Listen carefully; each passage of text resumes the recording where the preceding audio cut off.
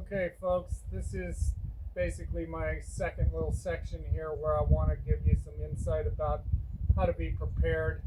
Things with the paddle, things with skegs, things with leashes. We got three different styles of boards here. We got one that's a real SUP surfer, one that's kind of a hard board all around, and we got a pump up here.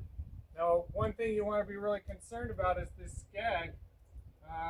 Now, one of the things I'm thinking, and a lot of people maybe not thinking about this, but if you have a lot of kids running around and stuff, somebody falls on that skeg, it could be rather dangerous. If that skeg could be taken off, possibly. Also, when you're out paddling, you want to think about how that can, hit on shallow water and trip you up on your face. So the skeg is something to really think about. Um, and you can also see that, like with this one, I propped it up with like a log, so you can put them out on the beach next to a log.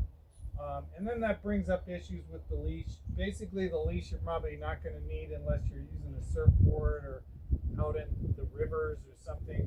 There's a danger to having a leash on in the river and going under, and so maybe that's not a good idea. There's kind of pros and cons to everything, but something to think about. The other thing that could be good for the leash is that you could actually use it to tie your board up. If you think it's really windy, especially a light board like this, you might be able to take that leash and wrap it around a tree or something so that when the high winds hit, it doesn't take your board flying.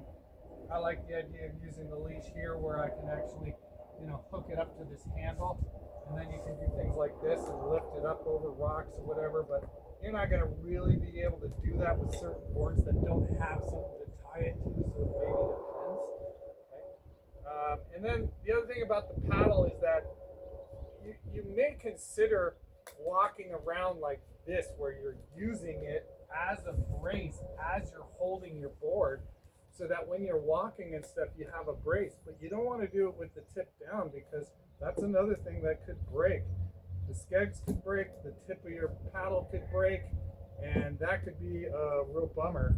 So you think in terms of, okay, I'm going to walk like this, have my board, and then the other other little tip with that is sometimes when the board's flat like this, you can actually take the paddle underneath, lift it up to its edge with the paddle, then be able to lift up and hold your board that way.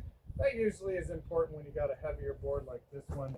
Maybe not as important with a lightweight board. So lift it up, and then boom, good to go. Okay, thanks, folks.